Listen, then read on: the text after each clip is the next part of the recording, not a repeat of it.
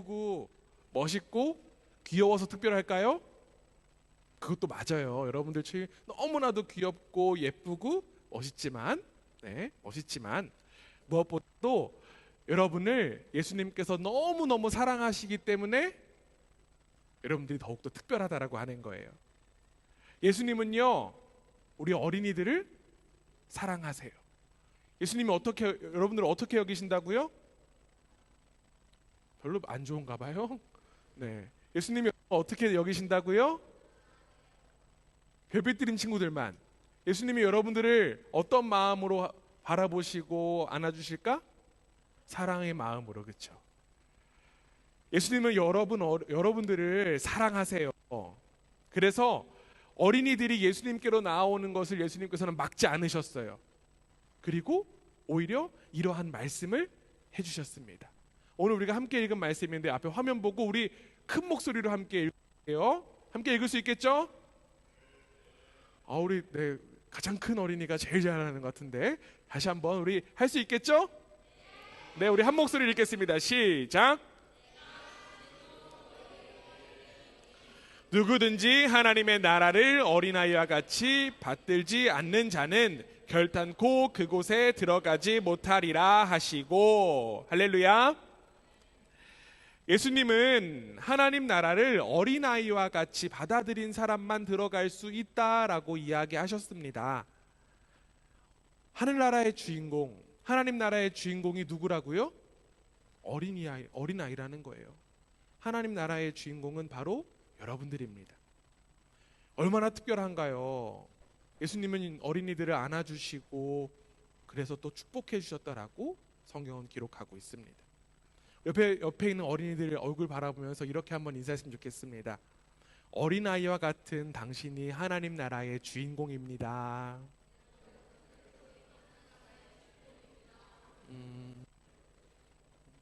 우리 안 하는 어린아이들이 있는 것 같아요. 안 하는 어린아이들이 진정한 어린아이들인가? 다시 한 번 더. 어린아이와 같은 당신이 진정한 하나님 나라의 주인공입니다.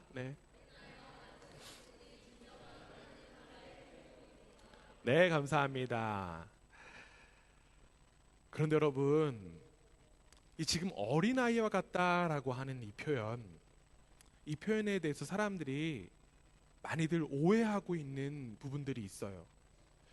이 예수님의 말씀인 하나님 나라를 어린아이와 같이 받들다라고 하는 이 표현을 사람들이 다양한 의견으로 생각할 때가 있다라고 하는 거예요.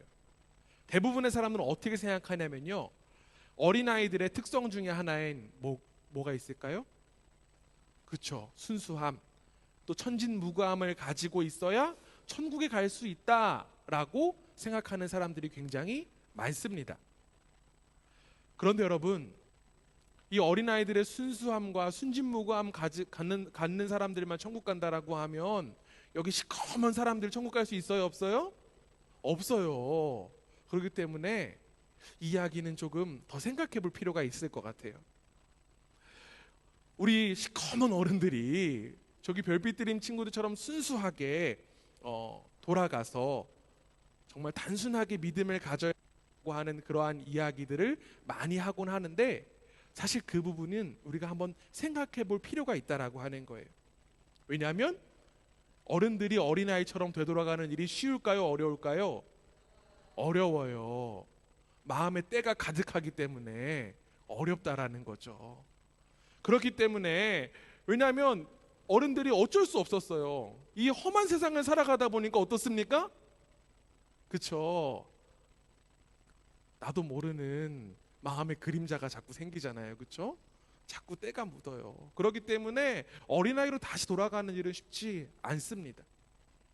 속을 일도 너무나도 많아요. 그렇다 보니까 사람들의 이야기를 그냥 받아들이는 것이 아니라 의심의 눈초리로 받아들여요. 저건 무슨 의도가 있을 거야, 이러한 생각으로 가지고 받아들인다라고 하는 거예요. 그러다 보니까 어떨까요? 어른들이요, 하나님 앞에 내가 순수하지 못한 모습을 가지지 못한다라는 그런 생각을 하면서 나는 왜 그럴까? 나는 이거밖에 왜 안 되는 것일까? 나는 왜 이렇게 더러운 것인가? 막 이런 자책만 할 때가 참 많아요.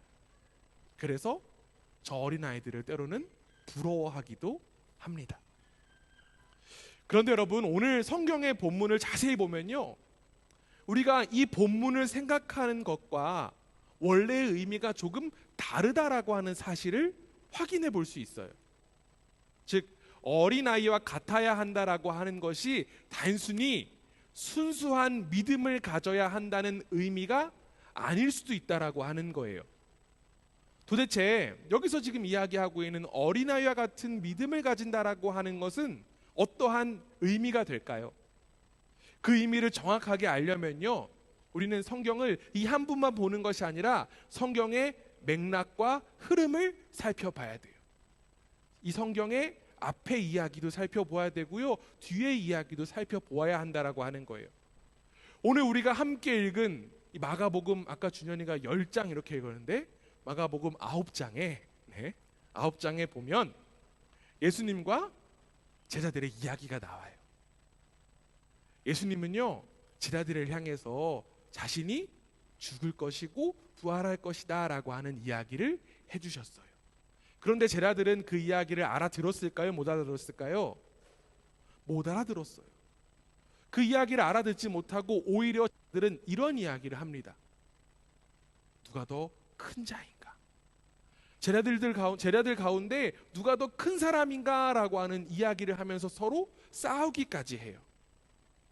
이렇게 누가 큰 자인가 라고 이야기하고 싸우는 제자들을 향해서 예수님께서 말씀하셨어요.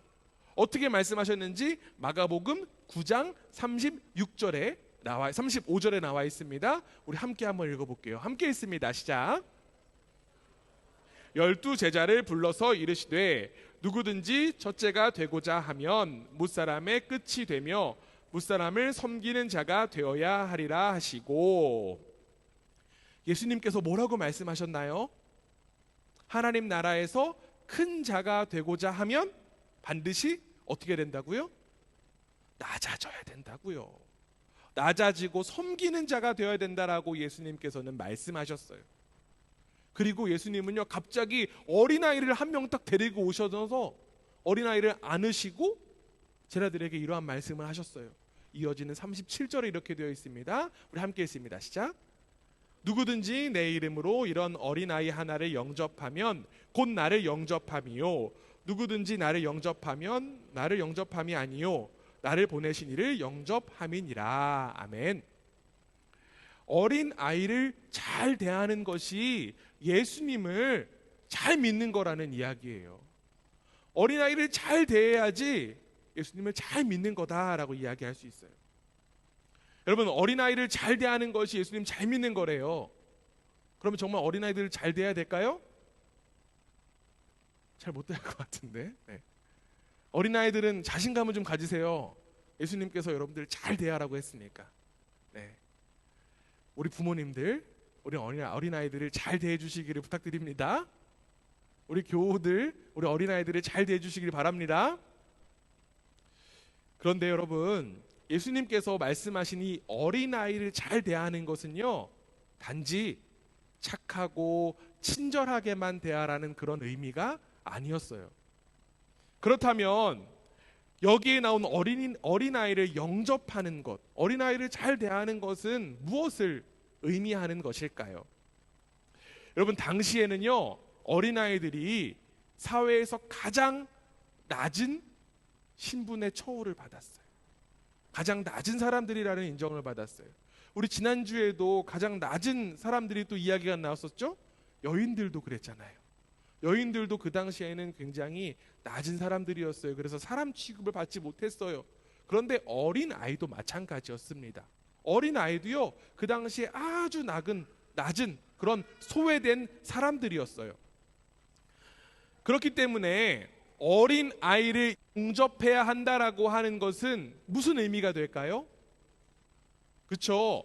결국 무시받을 수밖에 없는 낮은 신분의 소외된 사람들을 잘 받아들여야 한다라고 하는 의미가 됩니다.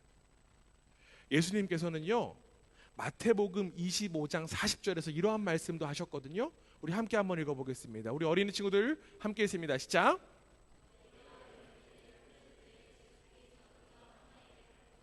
곧 내게 한 것이니라. 아멘. 결국 마가복음에서 이야기한 어린아이, 그리고 지금 마태복음에서 이야기하고 있는 작은 자, 같은 뜻이라는 거예요.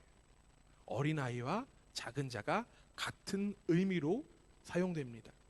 이러한 의미를 가지고 오늘 성경 본문 다시 한 번 더 살펴보았으면 좋겠습니다. 예수님께서 제자들에게 어린 아이와 같이 받들지 아니하면 이라고 말씀하신 것은 낮아짐의 요청이에요. 뭐라고요? 다시 따라해 보겠습니다. 낮아짐의 요청. 진짜 별빛 드림 친구들만 한번 따라해 볼게요. 가짜 별빛 드림 친구들 말고 진짜들만. 낮아짐의 요청. 다시 한 번 더. 낮아짐의 요청. 이는 제자들이 어린 아이와 같이 무력하고 사회에서 소외된 자의 자세로 하나님 나라를 받아들여야 한다라고 하는 그런 의미입니다. 하나님 나라는요, 진정 자신을 낮추는 겸손한 자에게 임합니다. 할렐루야. 하나님 나라는 자신을 진정으로 낮추는 자에게 임하는 줄 믿습니다.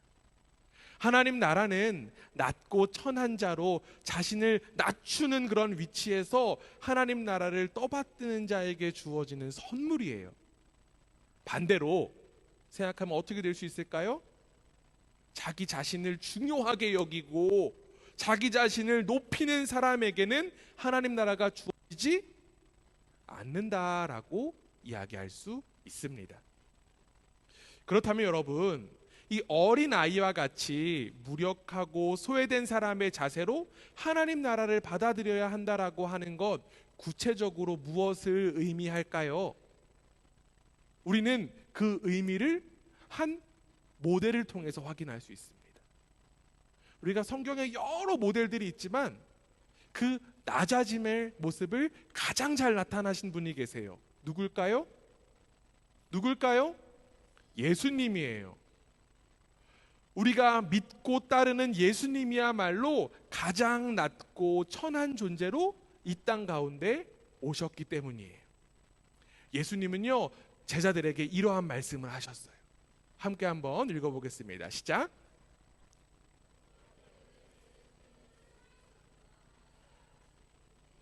네, 제가 말씀을 구절을 안 말하고 시작했죠? 네, 마태복음 20장 28절이에요. 네, 그리고 다시 한번 더 읽습니다. 시작. 인자가 온 것은 섬김을 받으려 함이 아니라 도리어 섬기려 하고 자기 목숨을 많은 사람의 대속물로 주려 함이니라. 아멘. 하나님의 아들이신 예수님이 이 땅 가운데 오시면 자연스럽게 대접 받아야 마땅해요. 왜냐하면 신이니까.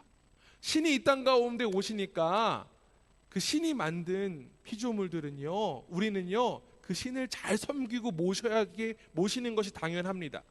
그런데 예수님은 오히려 반대의 말씀을 하세요. 자신이 섬기려고 이 땅 가운데 오셨다라고 하는 거예요. 그리고 그 섬김은 어디서 가장 많이 나타나셨을까요? 우리가 잘 알고 있는 바로 십자가의 자리에서 예수님의 죽음을 통하여서 그 섬김은 가장 잘 나타날 수밖에 없었습니다. 바로 저와 여러분의 생명을 위해서 자신의 생명까지 다 바치신 그런 섬김의 삶을 예수님께서 사셨다라고 하는 거예요. 여러분, 그렇다고 하면 우리는 예수님 닮아서 어떠한 모습을 가져야 할까요? 섬김의 모습을 가져야만 해요. 예수님으로 말미암아 예수님의 그 섬김으로 인하여서 생명 얻은 우리도요, 예수님과 함께 생명의 삶을 살아가면서 섬김의 모습으로 살아가는 것이 마땅해요. 우리에게도 예수님의 그 생명이 담겨 있기 때문에 우리도 이제는 예수님처럼 섬김의 삶을 살아갈 수 있어요. 내가 섬기고 싶어서 섬기는 것이 아니라 예수님께서 나를 향하신 섬김이 너무나도 크기 때문에, 너무나도 놀랍기 때문에 우리는 섬김의 자리로 나아갈 수 있는 거예요. 이 세상은요, 아까 이야기한 제자들처럼 누가 큰지에 대해서만 관심 많아요. 서로 크고자 노력해요. 그러다 보니까 큰 자가 되어서 다른 사람의 섬김을 받는 것을 굉장히 당연하게 여겨요. 그러나 우리는 달라요.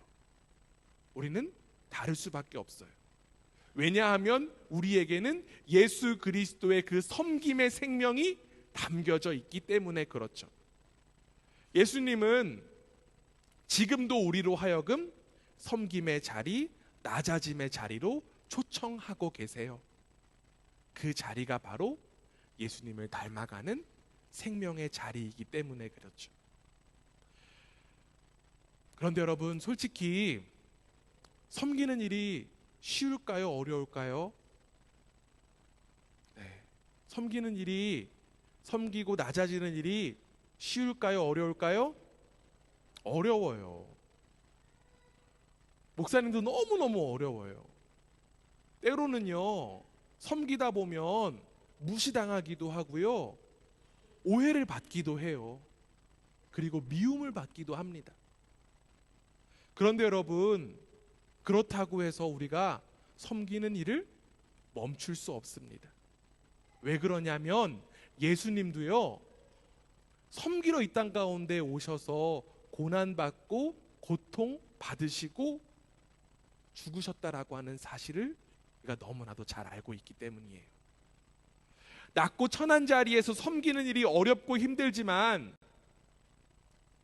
여러분들, 무조건적으로 섬긴다는 것 나쁘게만 여길 필요 없어요.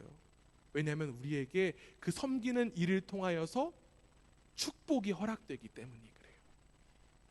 예수님께서 그 낮은 어린아이들을 안아주신 것처럼 우리가 낮고 천한 자리에 있는 우리를 주님께서는 반드시 안아주실 줄 믿습니다. 결국 하나님 나라는 어린아이와 같은 자의 낮은 자리에 있는 사람들의 것이에요. 하나님 나라가 바로 우리에게 허락된, 그 낮은 자의 삶을 살아가는 우리에게 허락된 진정한 축복이라고 하는 거예요. 왜냐하면요, 예수님께서 말씀하시고 가르쳐 주시고 나타내 주신 하나님 나라는 단지 죽어서 가는 그 천국만을 이야기하고 있지는 않기 때문에 그래요. 하나님 나라는요, 하나님께서 다스리시는 나라예요. 함께 따라해 보겠습니다. 하나님 나라는 하나님께서 다스리시는 나라다. 우리가 지금 여기를 살아가고 있잖아요. 그렇죠? 오늘 몇 월 며칠입니까?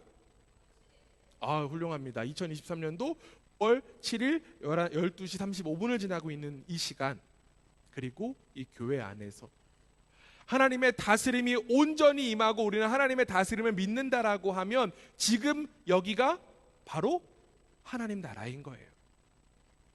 하나님께서 책임지시고 인도하시는 인생이 바로 하나님 나라 백성이 가질 수 있는 축복이에요. 하나님께서 다스리시는 인생이 되기 위해서 내가 높아져서는 될까요? 안 돼요. 내가 높아져서는 하나님의 다스림이 임할 수 없습니다. 내가 낮아져야 하나님의 온전한 다스림이 있을 수 있어요.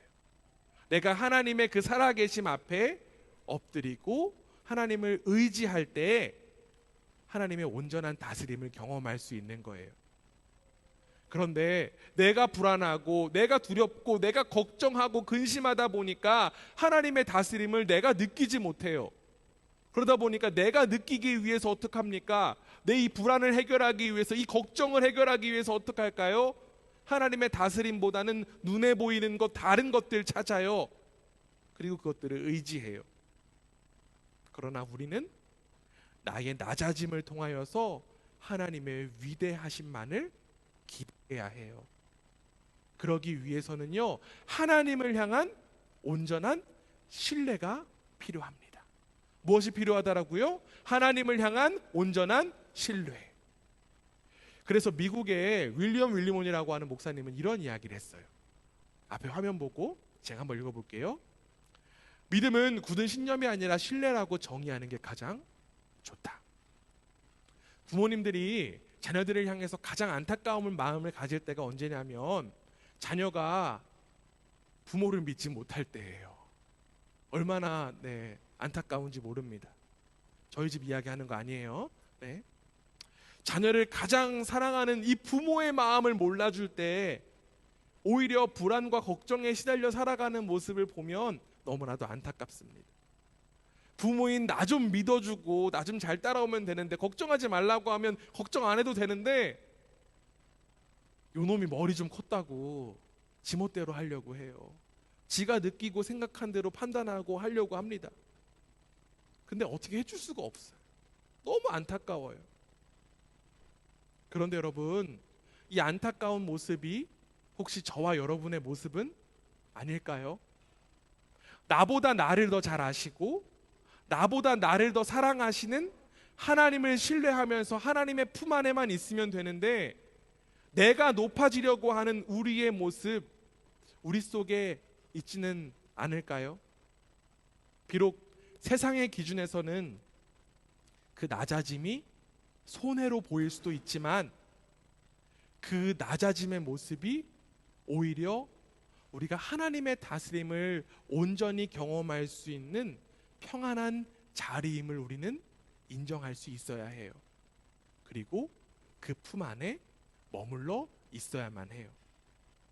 하나님께서 보호하시고 인도하시는 인생이 여러분 한 사람 한 사람 가운데 허락되었습니다. 우리는 이제 어린아이가 부모를 신뢰하는 것 같이 하나님 아버지를 신뢰하면서 예수님과 함께 낮은 자리로 나아가기만 하면 됩니다. 결국 이 어린이 주일에 우리가 회복해야 될 마음, 바로 하나님을 향한 신뢰인 줄 믿습니다. 하나님을 향한 신뢰가 오늘 이 시간 우리 가운데 회복되기를 간절히 원합니다. 예수님도 하나님을 신뢰하셨기 때문에 십자가의 길을 걸어가셨어요. 그리고 우리도 예수님 따라서 하나님을 신뢰하면서 가장 낮은 자리를 향해서 나아갈 수 있어요.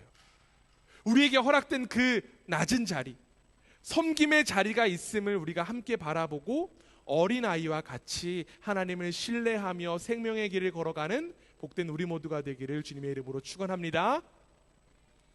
어린아이를 품에 안에 예수님께서 낮은 자리에서의 섬김의 삶을 살아가는 여러분을 꼭 안아주실 것을 믿습니다. 아멘.